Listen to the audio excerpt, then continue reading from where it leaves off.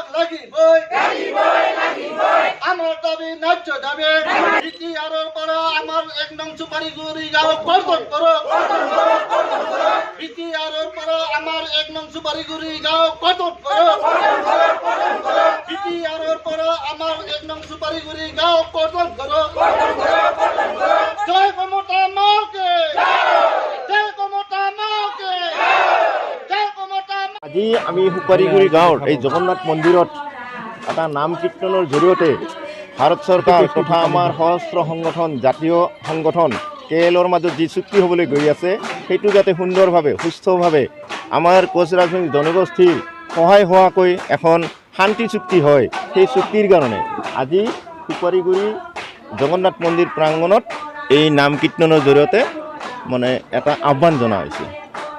সেইটো আমি ধামাল অনুষ্ঠান বুলি কয়, ধামাল অনুষ্ঠানৰ জৰিয়তে আমি সেইটো আহ্বান জনাইছোঁ। মানে কি আমাৰ যিটো সশস্ত্ৰ সংগ্ৰাম KL-এ কৰি আছে সেই সংগ্ৰামটো শান্তি চুক্তি যিটো হ'ব ভাৰত চৰকাৰৰ লগত আমাৰ প্ৰধানমন্ত্ৰী মাননীয় নৰেন্দ্ৰ মোদী আৰু গৃহমন্ত্ৰী আমাৰ অমিত শ্বাহৰ লগত যিটো আলোচনা চুক্তি হ'ব সেইটো যাতে সফল ৰূপায়ণ হয়। আমাৰ কমতাপুৰ যিটো দাবী সেই কমতাপুৰ ৰাজ্যখন যাতে আমি পাওঁ তাৰ দাবীত আমি এই আজি সুপাৰিগুড়ি 1 নং সুপাৰিগুড়িত আমি আজি ধামাল কাৰ্যসূচী লৈছোঁ। সেই মৰ্মে আমাৰ যাতে সফল ৰূপায়ণ হয় তাৰে কামনা কৰিছোঁ। জনজাতিকৰণ বিষয়টো কি ক'ব? জনজাতিকৰণ বিষয়টোৰ ওপৰত আমি জনজাতিকৰণ সম্পৰ্কত এটাই আমাৰ দাবী, জনজাতিকৰণ হ'বই লাগিব।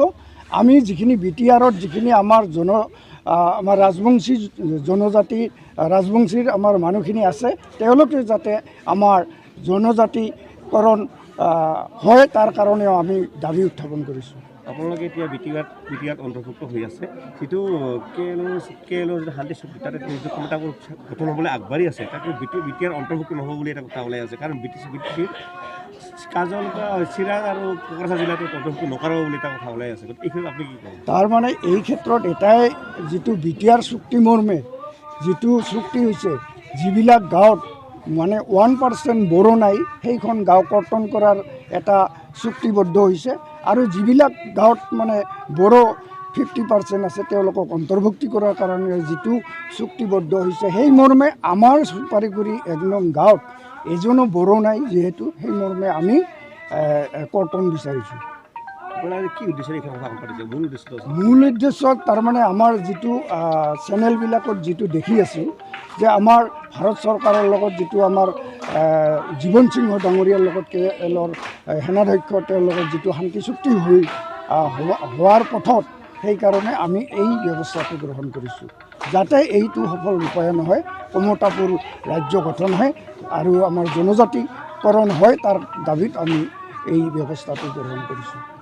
BTR অন্তৰ্ভুক্ত থকা ভিতৰুৱা অঞ্চলসমূহত যিখিনি কৰ্মচাৰী আছে তেওঁলোকে এই কমতাপুৰত সোমাব নোৱাৰিব, তেওঁলোকৰ কাৰণে মেইনলি আমাক লাগে জনজাতিকৰণটো।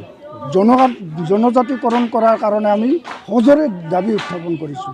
সেইটো জীৱন সিংহক আমাৰ জাতীয় পৰিষদৰ তৰফৰ পৰা মানে আবেদন কৰা হৈছে।